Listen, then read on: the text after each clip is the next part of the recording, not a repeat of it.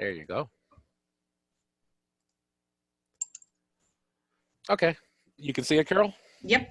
All right, great. Well, once again, on behalf of Career Services and my colleague, Carol Costin, who's online too, welcome to the Employer Etiquette and the Virtual Job Search presentation. Once again, as we mentioned a few minutes ago, it is being recorded. You will have access to this recording. We'll send you the link once the event is over. Throughout the presentation, if you do have any questions, feel free to type them into the chat. However, we will have a question and answer session at the end, but if it is a really important question, feel free to type it into the chat. So once again, welcome to the presentation. We're going to cover a little bit of everything, and part of it is to get you ready for the recruitment season, which starts this fall. And that means employers will be coming in to do interviews, information sessions, and more importantly, job fairs. So just a brief about ourselves in terms of our services. There's a lot of information on the screen, and again, you will get a copy of this, right? But keep in mind that our offices are still open virtually, and that includes the Business Career Center and the Engineering Career Center.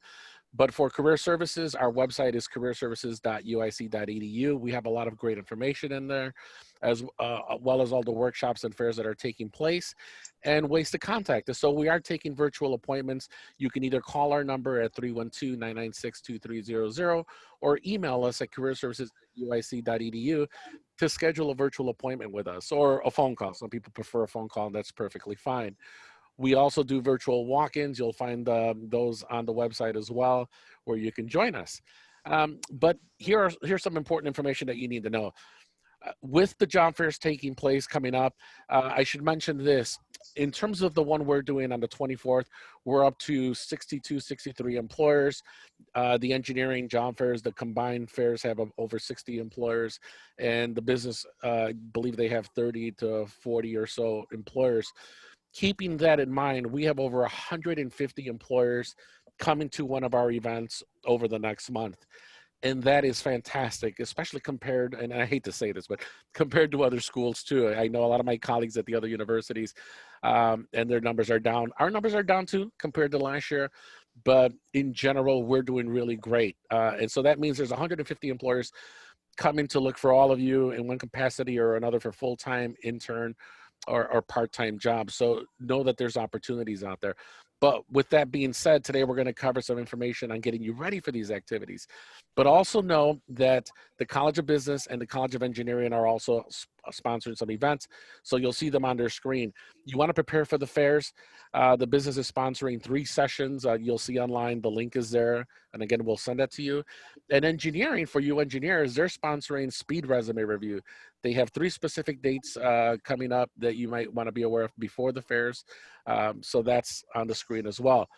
The most important thing to know is that if you want to also look for job listings and get information on most of our fairs, we are on Handshake with the exception of business. I'm not going to get into specifics on that other than to say the College of Business will be sponsoring their business fair on a different platform. It's called Simplicity. Business students, you'll get a link for that later from them. But business students, know that you have access to Handshake too. So all students have access to Handshake. It's a new platform that we joined this summer, and we joined it because there are literally thousands upon thousands of jobs on there. It's a platform that's easy to use both for students and employers. And as of right now, engineering and us are using it for our job fair. And it's supposed to be really easy to use. You'll go in there. There's a lot of really great help that you can get out there, some quick videos you can look at. So please take advantage of it. I'm going to touch on that a little bit later in terms of the fairs, in terms of how it works.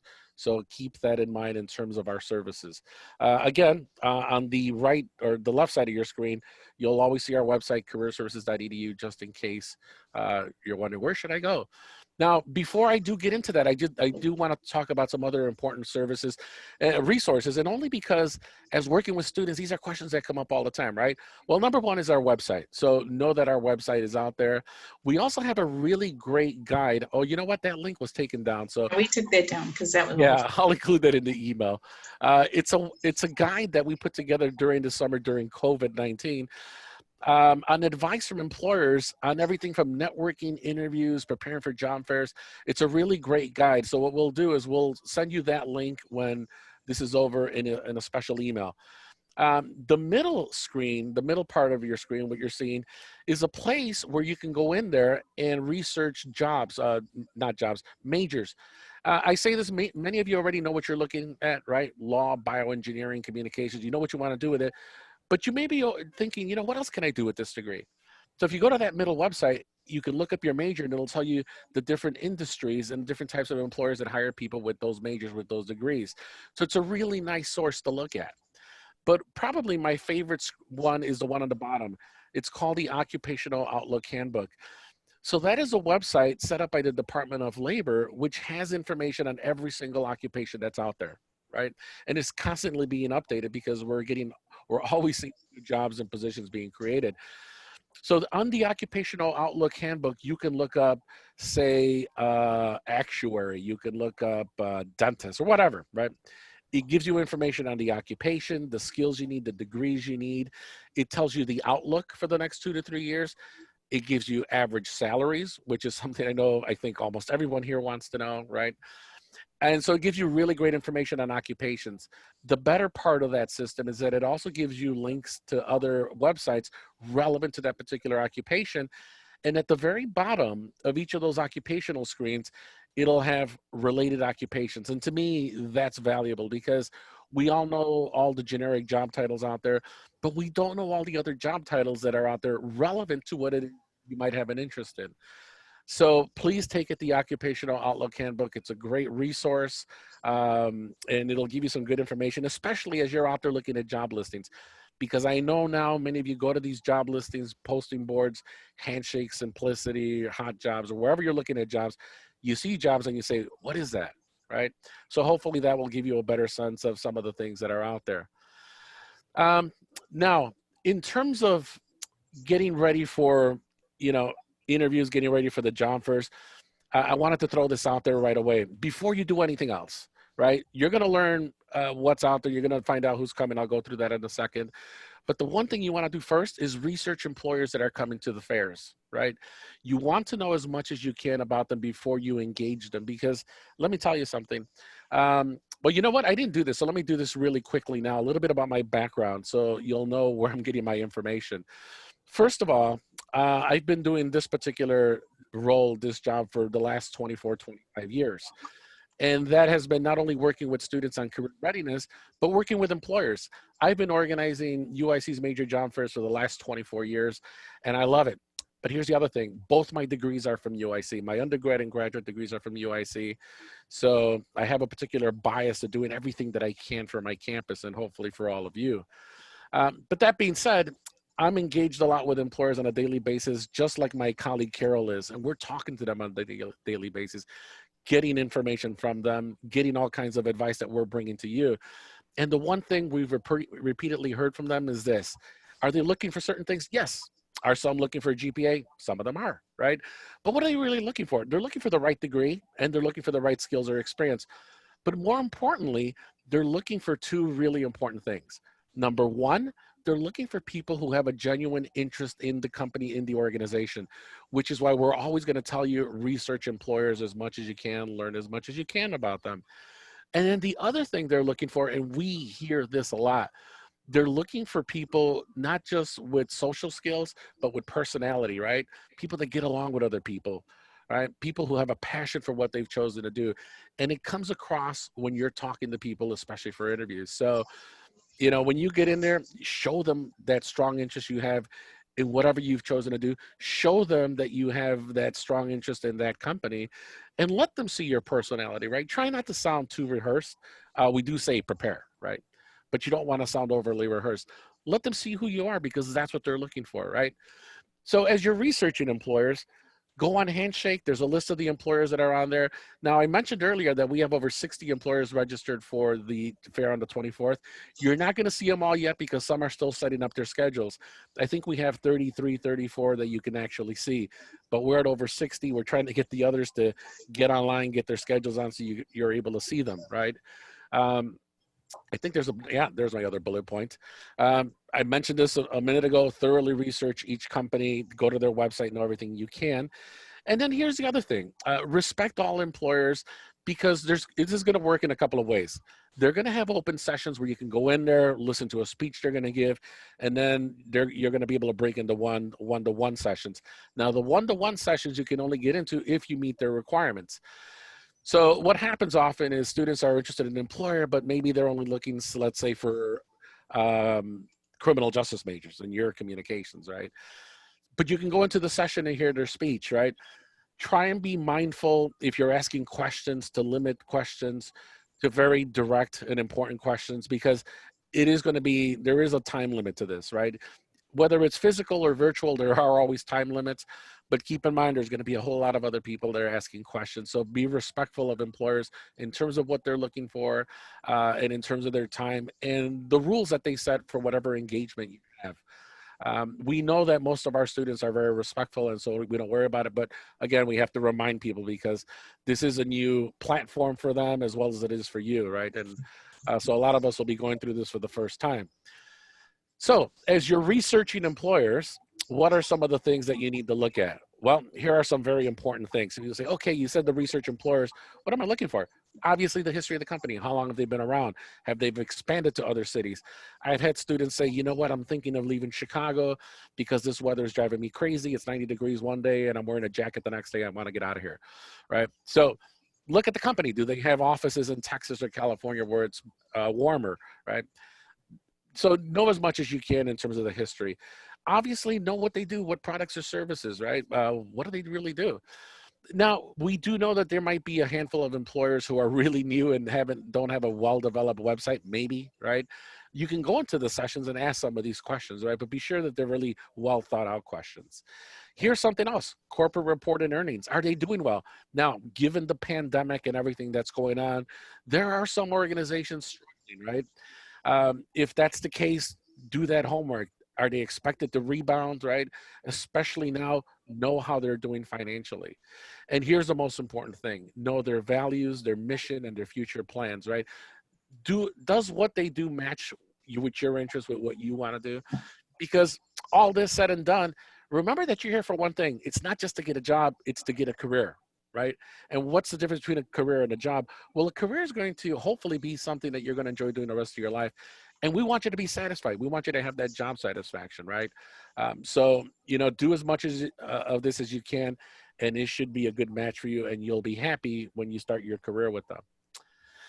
So before I get into the interviews and some of the more nitty gritty, how do you make a lot of these contacts? Well, networking is one of the more popular things that's going on right now, especially during this whole pandemic, right?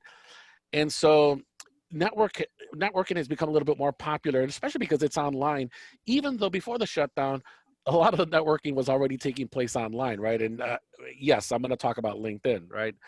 But networking has always been an important option, regardless of the market conditions, regardless of pandemic, right? Although, of course, the vast majority of networking right now, if not all of it, is taking place virtually, right? So know, for those of you that don't know, that right now employers are more open than before to doing informational interviews, right? And if you don't know what that is, Google it. There's a lot of great articles.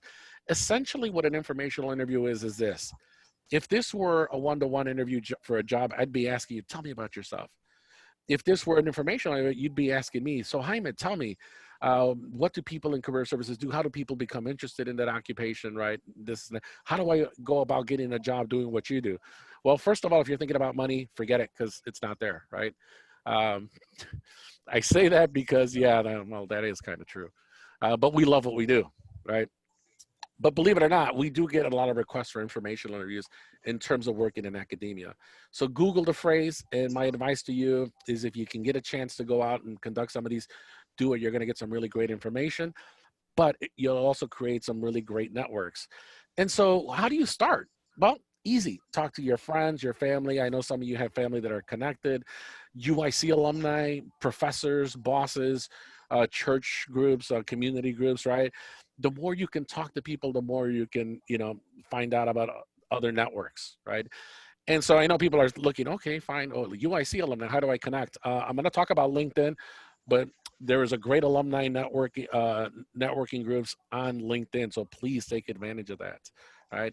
Can I just jump in for 1 second? Absolutely, please. Handshake, you can network with people on or companies on Handshake too. So use Handshake to follow companies and that kind of thing. Yeah, no, thank you, Carol. Yeah, please jump in anytime. Yes, so yeah, in Handshake, you're going to see a lot of context too. You can reach out to them by sending messages to them. So take advantage of this, right? Um, and so when you do these informational interviews, of course, you're going to call or use video conferencing. I myself have been on a lot of Zoom calls or WebEx or whatever video, but I still see a lot of employers prefer a phone call. Even students for appointments prefer just a simple phone call. Perfectly fine. Right. When you Google this information to look for the sample questions, there's a lot of really good questions that are out there on informational interviews. Right. And so keep in mind, and this is a statistic that's always been thrown out there, 80% of the jobs are not posted. Well, kind of and sort of, right? What it really means is that you'll find out about most of these jobs when you start talking to other people or seeking out these networks. Yes, you're going to see a lot on Handshake or whatever platform you use. But the more you talk to people, the more you'll learn about certain jobs, right? And so that leads to LinkedIn, right? LinkedIn is a really popular thing, and it is something that many people use to network with people. So on this particular screen, I just brought up some screenshots, and I'm not going to get into full details. There's some really great workshops that we have at UIC2 on LinkedIn. Oh, we have some great resources too. Carol, right? We do have links to them? For LinkedIn? Yeah, Yes.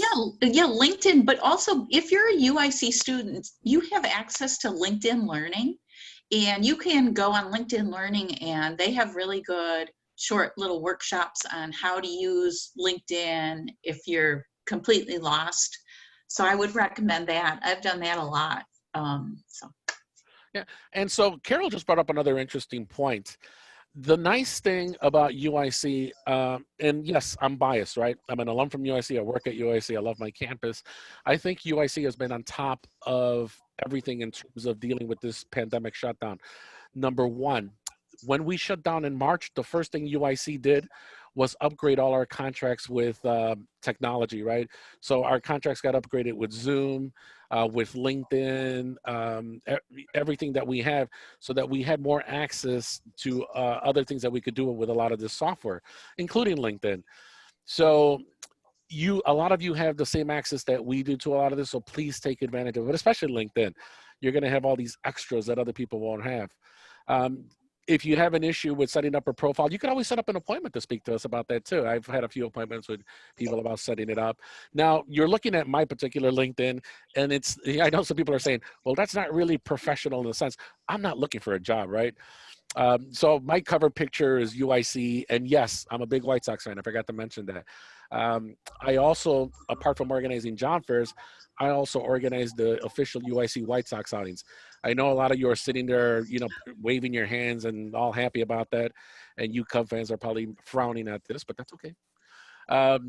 So yeah, you see my sock stuff, and then profile, I have my flags up there. If you are seriously looking for a job, people say, what do I put up there as a cover picture? Put up an industry picture related to what you're interested in career-wise, right?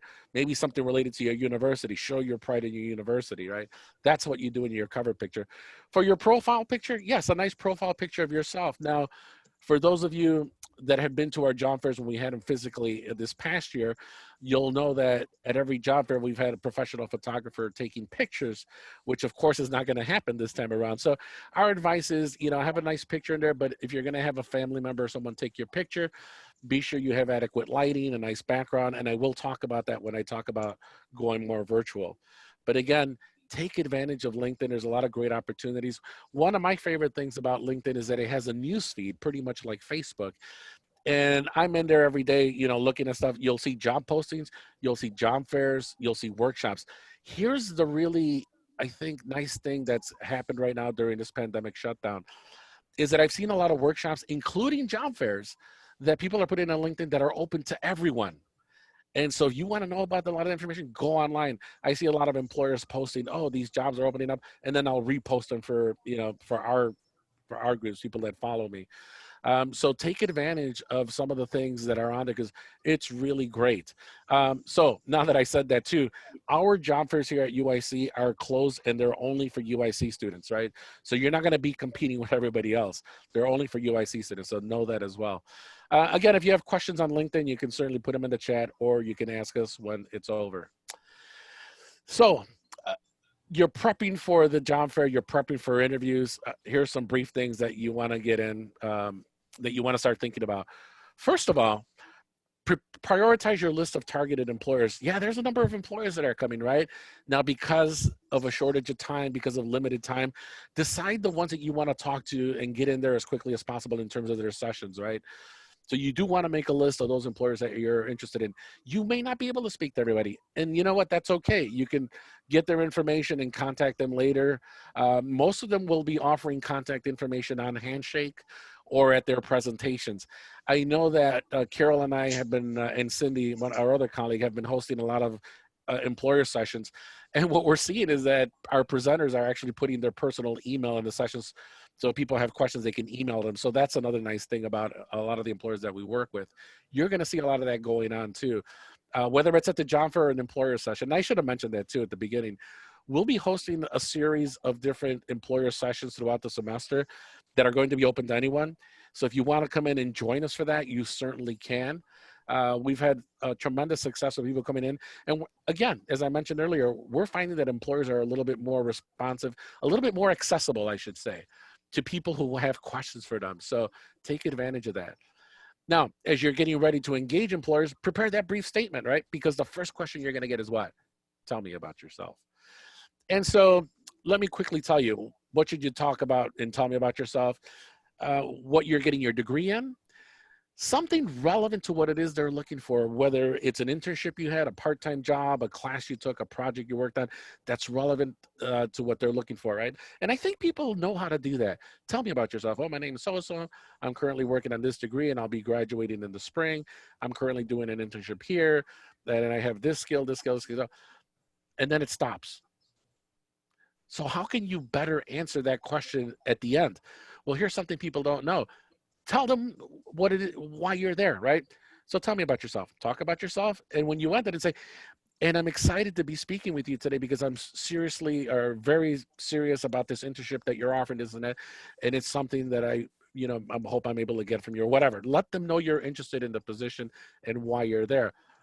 Obviously, keep it brief and concise, especially online because we will be limited on time, and keep it relevant. Everything that you're going to talk about, keep it relevant. And here's something else too. I was doing a practice interview not long ago.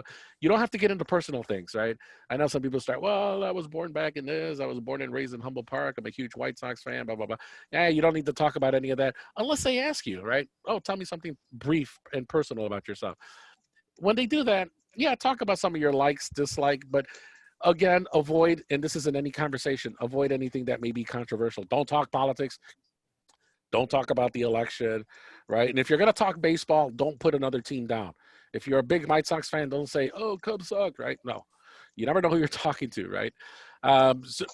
So be nice and be neutral in certain topics, right? But I think that's common sense, but we can get carried away when we start talking informally to people, right? And so remember, this isn't a formal interview, but it is an interview. It's called a screening interview, and time is limited. So be conscious of that as you're going out there. So as you're getting to prepare, again, research the company. I'm going to keep talking about that because it is so important. Prepare that 1-minute commercial about yourself, right? And so, oops. Hold on. I jumped the screen. Okay, so here's where we get to the nitty gritty in terms of the actual interview. Everything's online and you're on your cam, right? So how do you prepare for these virtual interviews? Well, one, try as best you can to ensure that you don't have any pets in the room, that your brother and sister are not in your room, that your kids are not in the room if you have kids, right? You want to be sure that it's going to be as quiet as possible. So if you hear somebody, barking in the background, it can get distracting. You don't want distractions. We know that's not always the case. For example, Carol and I meet with a lot of employers, and we've had a couple who have told us right away, oh, by the way, my kids are in the next room, so you might hear them. You can't do anything about that, right? But that's okay because you're a human being. But if you tell them in the beginning, oh, by the way, you might hear construction outside, that's okay. At least you've already covered that. So, but as much as possible, try and maintain quiet space, right? Try not to have distracting items, paintings, pictures, anything behind you that might detract from the conversation, right? Some people can have some really strange things. The interesting thing, I think, when people have books or things behind them, people are always looking to see what books are behind them. That's true. I see that happening all the time. Although that's not as big of a distraction, right? But try and keep it as simple as possible. And the lighter, the better. Well, depending on your background and your lighting too, right? Um, and so you're going to see that too. Try not to sit in front of a window. I think some of you already know that when you have a lot of light behind you, it creates like a hue effect, this holy effect behind you. So you don't want to, again, be a distractive. Be sure there's a lamp maybe in front of you so that there's enough light on you so that it doesn't look too dark. I think all of you right now have probably been to meetings or classrooms. And if you see cams, you'll know exactly what I'm talking about. But this is an interview. So be sure that you have the best possible settings on your cam as well. For some cameras, you can control for the clarity, you can control for color. You can control for everything if you know how to play with the options. So please have the best picture, right? Be sure that your radios, TVs, and phone. My phone I was able to put on silence right now because I get a lot of notifications on my phone, especially with email. And I actually shut down my email right now because you hear that notifications. I did have it shut down. Sometimes what you're hearing on the background right now is that I added sound to notifications when people come to the room, and I just turned it off, but it won't be active till the next presentation. So that's why you hear a little ding every once in a while. But try and shut some of that off for an interview when you engage employers, right? So turn everything off. And then again, sufficient lighting. And again, be sure it's not coming from a window. Be sure that it's in front of you so that you have adequate light. I know for some of you that are really into Snapchat, TikTok, or whatever, they sell these little special lights now. I forgot what they call them. So they're little round LED lights that actually work pretty good. I know some people that bought them who use them. And yeah, that can work if you don't have a lamp. But you know what? Any normal lamp will work, giving you adequate lighting. So here's something else too. And test your cam too. You could always test it. Be sure that your lens is clean. When you're moving around, you can touch it and get fingerprints on it. Be sure that the lens is clean because you don't want to look dirty or cloudy, as we call it, right? And then test your microphone too. Sometimes one of the things employers complain about is that you can't hear them or that there's a lot of noise too. If you're wearing a mic, also too, that it be sure it doesn't rub up against clothing. There was an employer we were talking to one time, and their mic was rubbing up against the button, and you can hear that, right? So be conscious of those types of things in terms of where your mic is at, whether it's picking up your voice, and you can test a lot of that prior, on Zoom. Just jump on any Zoom and test all your equipment before you go in there. Here's the big thing, right? Dress like you're there in person, right? And yeah, this is a running joke. I know a lot of you heard this, right? But wear pants, right? You hear a lot of those jokes and everything. Although the reality is, right now when you're in class or whatever, some of you are in your pajamas, your sweats, your shorts. That's fine. But dress as professional as you can. Now, I'm going to tell you this story because my colleague said that this happened already this summer. Is it going to happen to you? Likely not, but it may happen. So she said that she spoke to a student who had an interview, and the interviewer asked the student to stand up for whatever reason. But the student was wearing shorts and not pants. And so, I don't know if they were trying to test what they were saying or whatever, right? How likely is that to happen? Not likely, because I think they're more concerned with your background than whether you're wearing pants or not. But be professional as you can, at least on the top up, be sure that you look as professional as you can. And then if you wear glasses too, clean your glasses because you can see it smudges on them. I know I always try and keep my glasses clean when I do wear them. And then here's the one thing that is true, whether it's virtually or in person. Display that pleasant personality, that smile. How you come across, how you sound still makes a difference, even more so virtually than in person. So look excited. Normally I tell people, be sure you make eye contact. Well, look into the camera, right? And have that eye contact. But more importantly, sound excited. Sound like you're really engaged in the conversation because that makes a huge difference to employers, right? And then, of course, use proper interview etiquette and answer with direct questions. So what do we mean by proper interview etiquette? Answer questions with direct answers. Try not to beat around the bush. I think we all know, if you're looking at the news, when politicians get asked a question, half the time they don't even answer it. They answer something else, right? And, I like looking at the news, and I like using that as an example because I tell you, when you go in interviews, if you answer questions the way politicians do, you never get the job, right? So answer them with direct answers. But here's the deal. you might get asked a question that you're not ready for. And so you're going to pause. And what happens when you pause? An uncomfortable silence, right? You just saw that. So if you get asked a hard question, that's fine. You know what you can do? Ask for more time. Say, wow, that's a really great question. May I think about that for a moment? And you bought yourself a few more seconds, right? But it's going to happen. A lot of us get asked questions that we may not be ready for. So be prepared for that. And yes, you can ask for time, right? So what are some of the traditional interview questions you're going to get? Yeah, tell me something about yourself. That's still going to be something we're all going to get asked at one point or another. So what degree you're working on, what it is you're looking for. And you know, when that tell me something about yourself, you don't want to end it with just what position you're interested in, but you could also use the tell me something about yourself to let them know what you know about them, right? So I'm working on this degree. I'll be graduating. I'm looking for this and this. And by the way, I researched your law firm and I know that you specialize in this type of law, this type of law. It's something that I have a high interest in. I took a class in this and this, similar to what it is you offer, whatever, right? So it's a great opportunity to let them know what it is you know about them and why you want to work for them. So another typical question is, what is your greatest strength, right? And so the greatest strength would be, oh, I'm really good at multitasking. That's something people will use.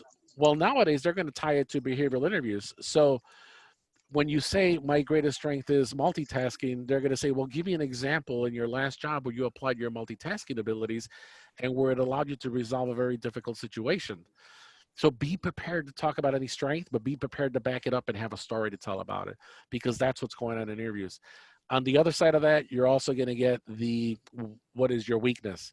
So with weaknesses, always, of course, something you're trying to do something about, but nothing personal, right? We've had people say, well, I have a hard time getting up in the morning. I procrastinate. No, avoid the personal stuff. Maybe you haven't had a formal internship in a certain area. Okay, then fine, then you can talk about that.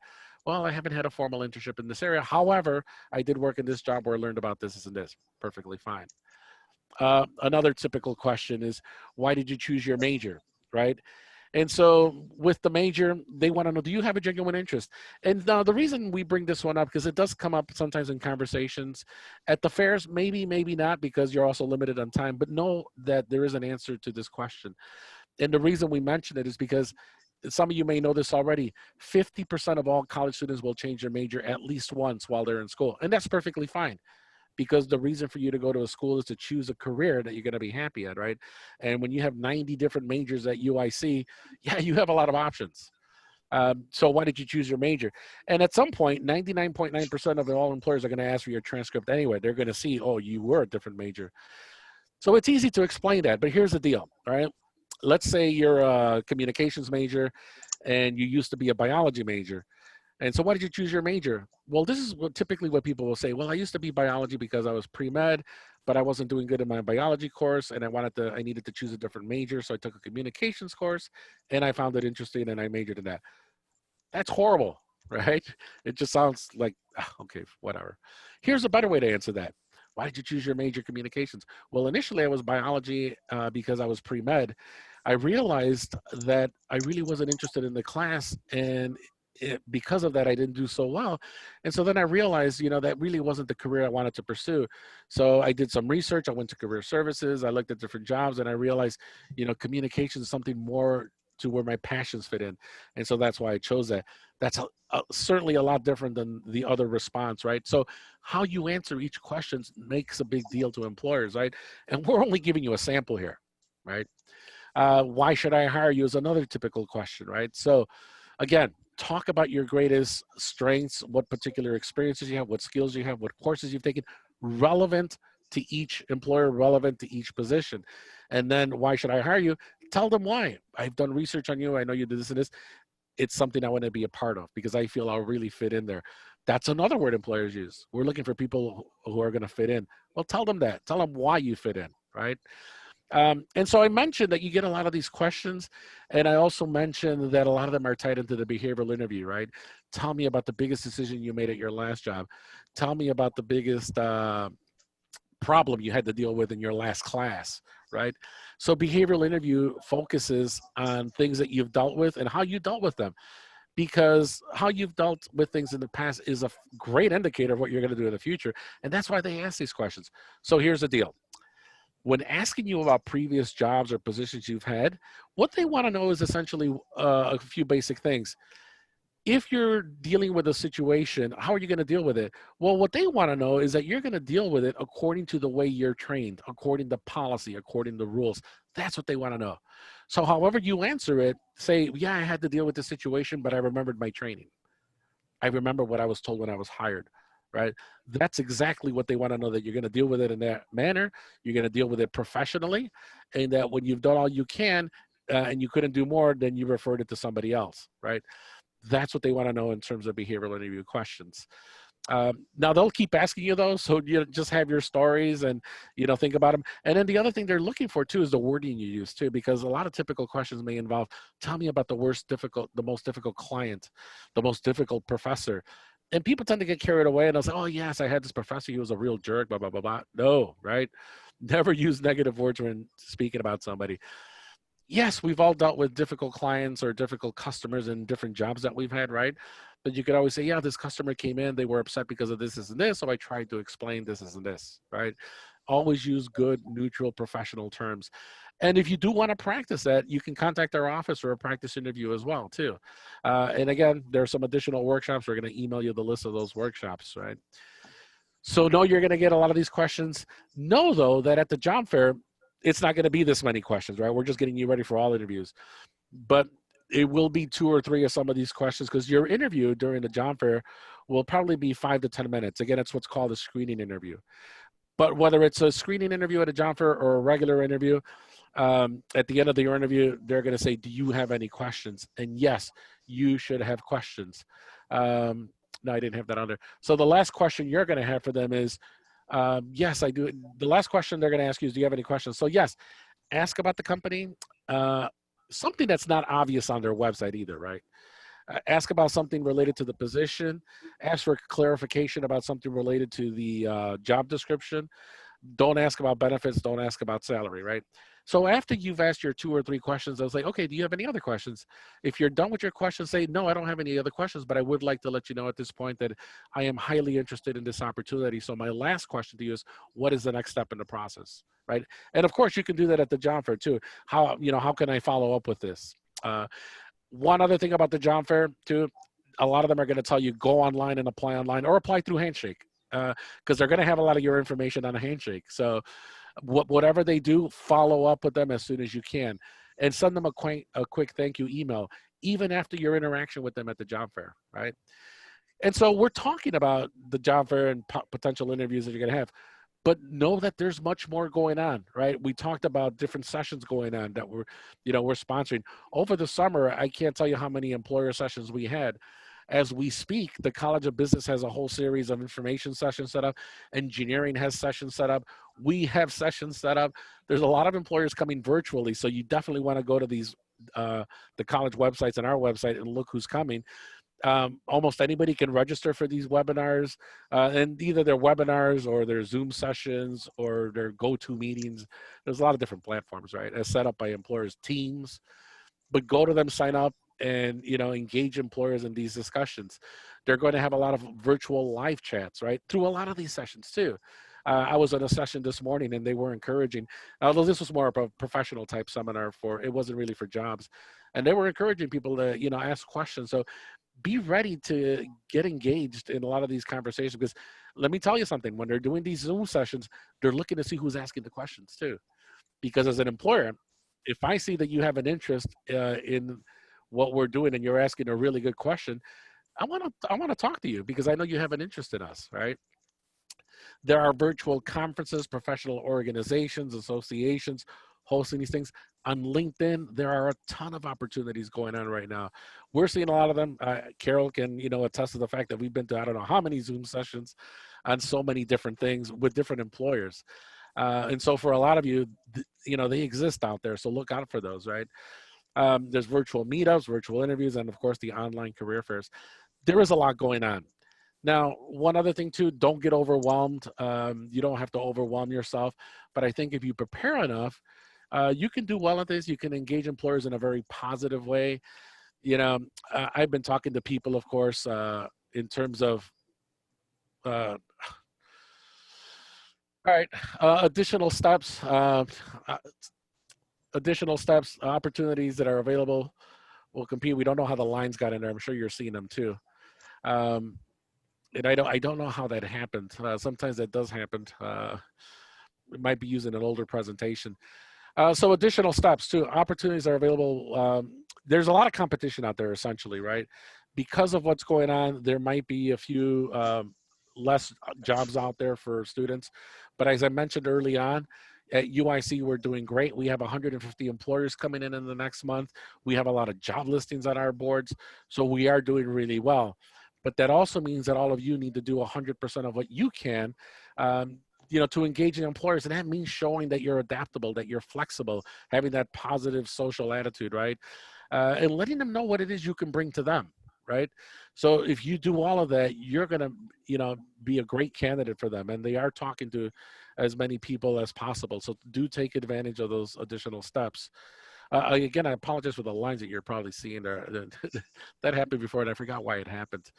So at this point, we're going to open it up to questions too, but know that there are over 60 employers confirmed, right, for the fair. Our contact information is on there. We will send you a link to everything that we mentioned today in terms of this, in terms of the job fair, in terms of all the other workshops that are taking place. But at this time, we'd like to open it up to questions. And wow, I see that people did have questions. I don't know if, oh yeah, Carol's I been answering. have been answering, but do you want them to come off and their mic and just, or do you want them just to type in the chat?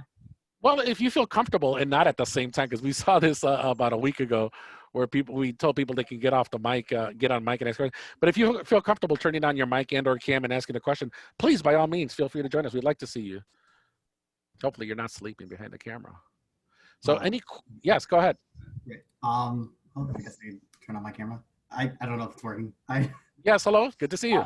I can see you too. So I guess when we're navigating those like big group settings, and some presenters prefer to use only chat, some people prefer to use only mic. How can we at the beginning get those ground rules established and just be like, hey, what's the most comfortable method of communication for the presenter without coming off pushy?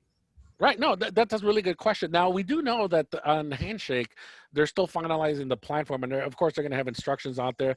Now, each employer, when they go into these sessions, so my guess is that they're going to have sessions similar to this one and the groups, and then they'll break into the one-on-ones that you sign up for. So in the groups, in the beginning, they will let you know, oh, first we're going to talk for 15 minutes, and then we'll do a question and answer. Some might stick only to chat. Some might tell you to turn on your mics. So it'll be the rules set by them. Now, I do think that the nice thing about this online platform as opposed to physical, because if you've ever been to our physical fairs, any of you, you've seen how crazy it gets. I mean, there's a ton of people that show up, you're standing in these long lines, and it's a completely different animal, right?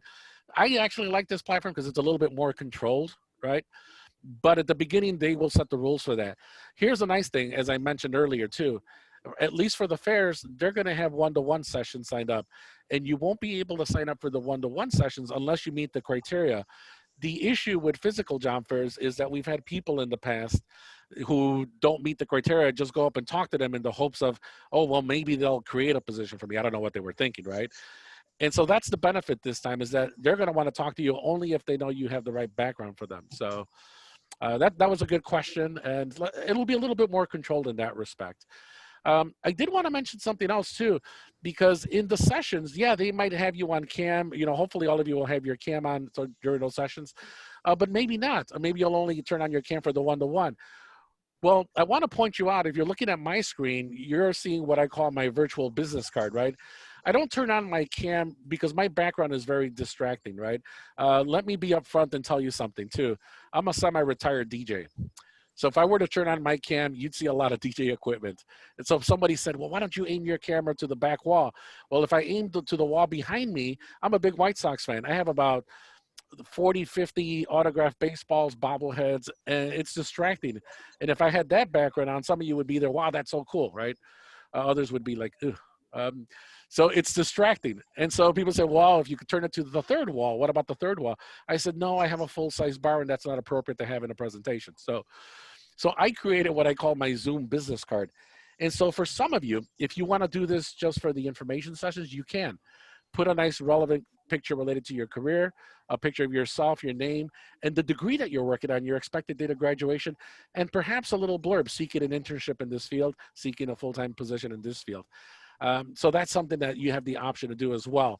For the sessions, right?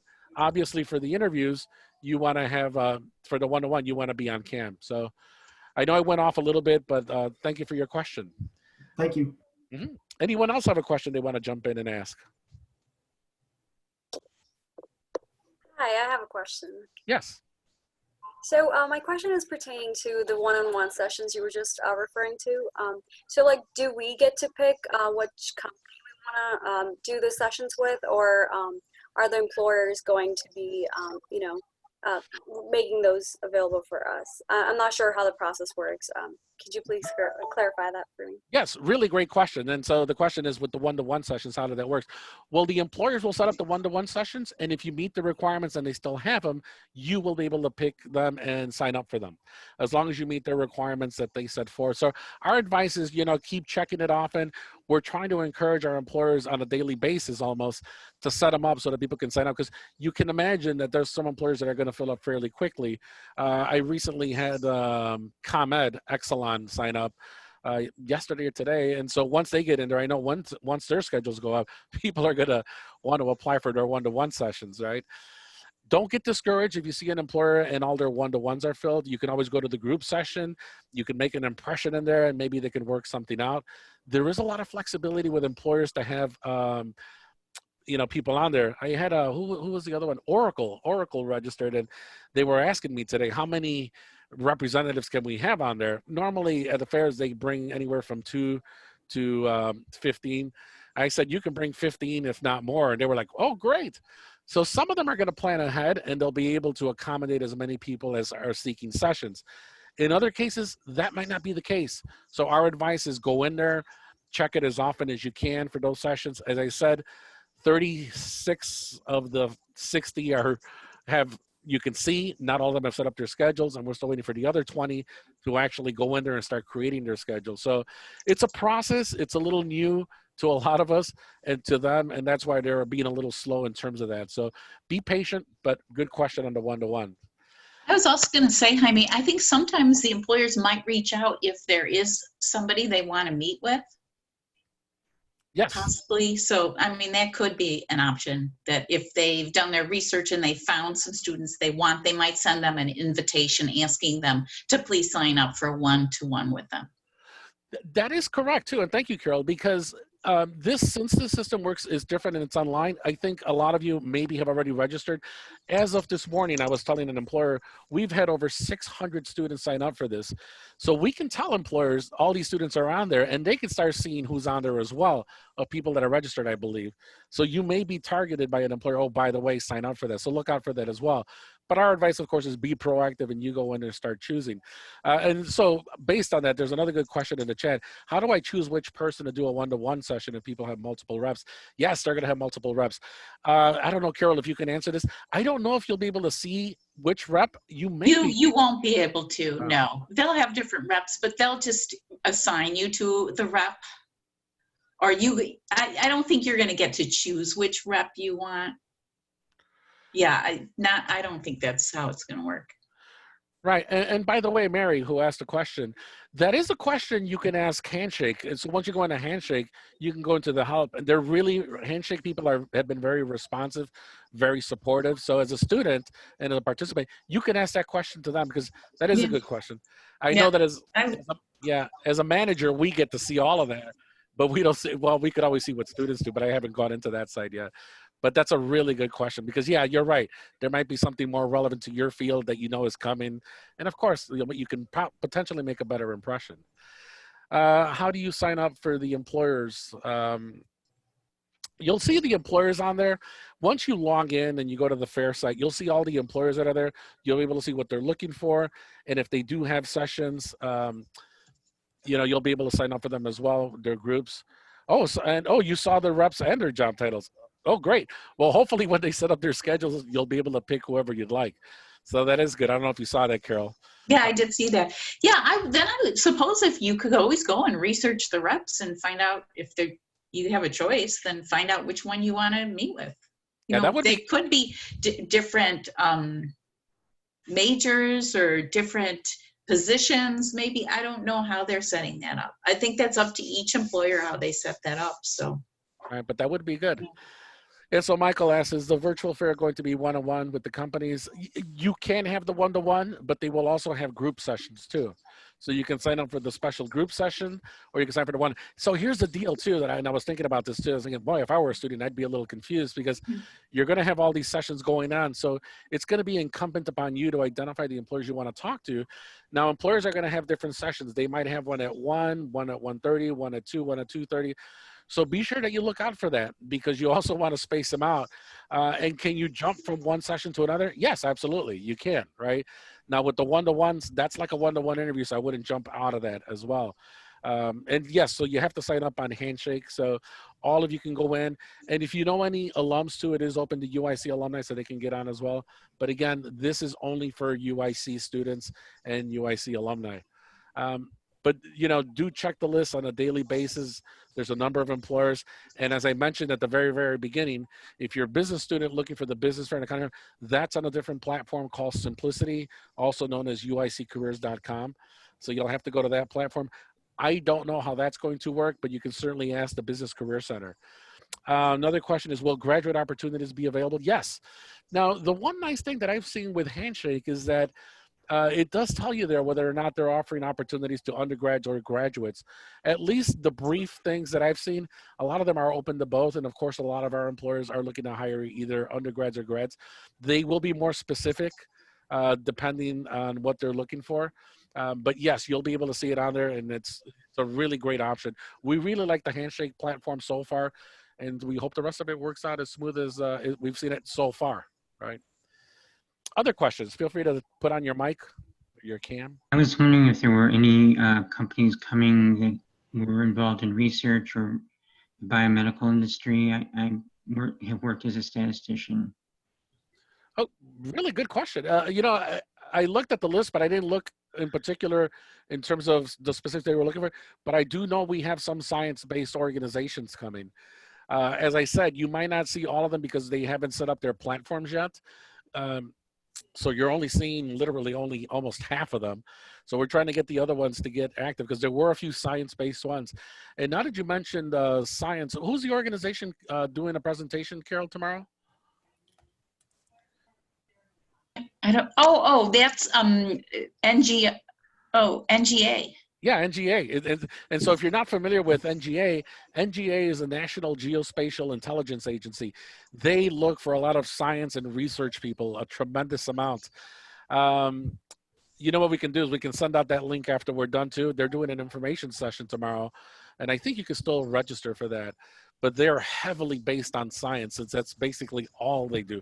A fantastic organization, one that most people never heard of, right? And again, goes back to what I was saying early on.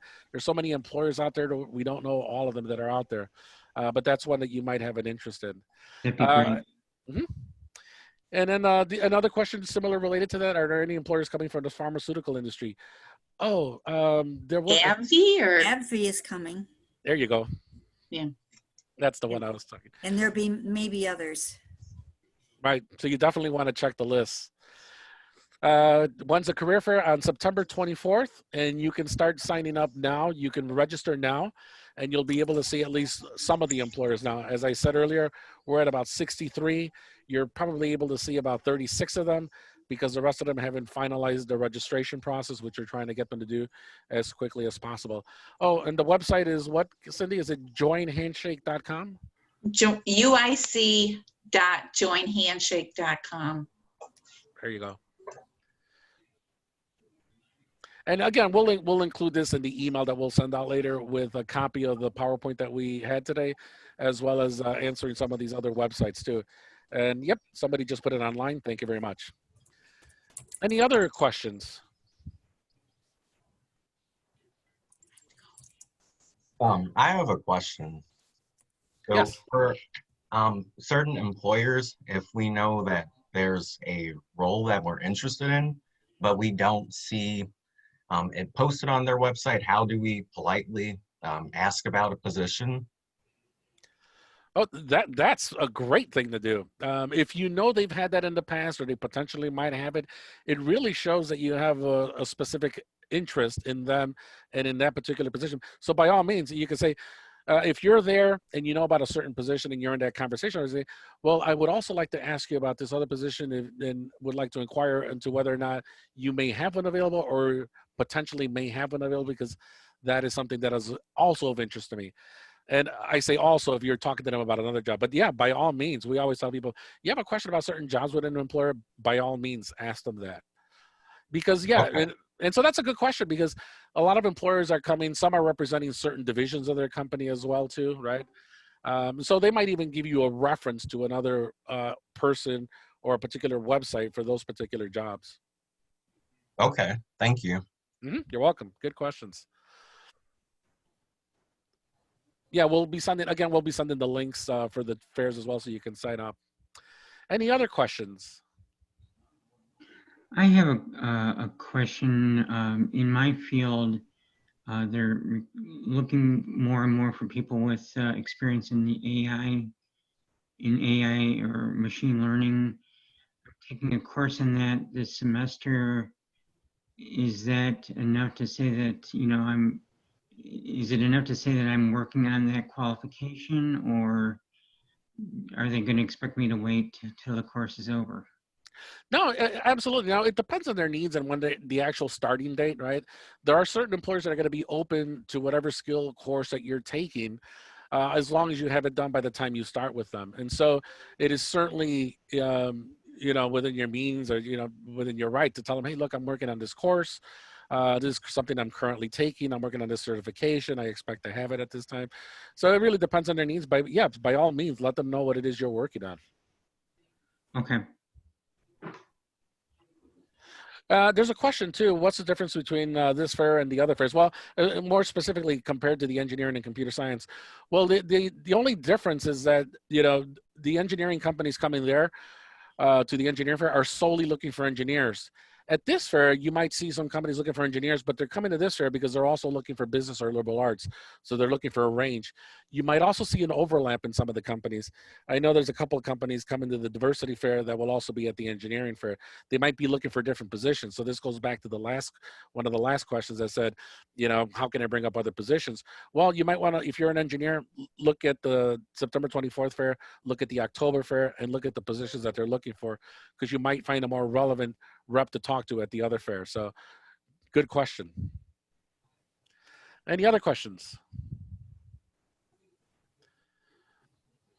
Okay, well, if not, those were a lot of good questions. We're going to send you, again, a PDF copy. We'll send you the links to that as well. Oh, we do have one more question, so let me get to it. During the physical fairs, we're used to giving resumes to the employers while talking about our backgrounds and qualifications. How are we emulating this version? That's a great question because, thank you. That's a really good question. I'm surprised nobody had brought that up before. So when you sign up for the one-to-one sessions, the employer will automatically get your resume. So when you go into one-on-one, they will have your resume already. Some of them may have already read the entire thing. Some of them may have browsed through it. But that's a really great question. Thank you for asking that. Yeah, so when you sign up for the one-on-one sessions, whatever you have on the system will automatically be sent to them. So they will already know that about you. In the group sessions too, their information gets sent them too. I don't think they're going to go into great detail, especially if you have 30 people in the group session, right? But they will get your information when you sign up for the sessions and when you sign up for the one-to-ones. So thank you. Very good question, because you're right. Physical interview, you're handing them your resumes, you're giving them all this speech. So the nice thing about this is that hopefully they've read your resume prior to you talking to them during the one-to-one. So thank you. Okay, any more questions? Going once, going twice? Okay. Well, you know what? Let me stop the recording at this point.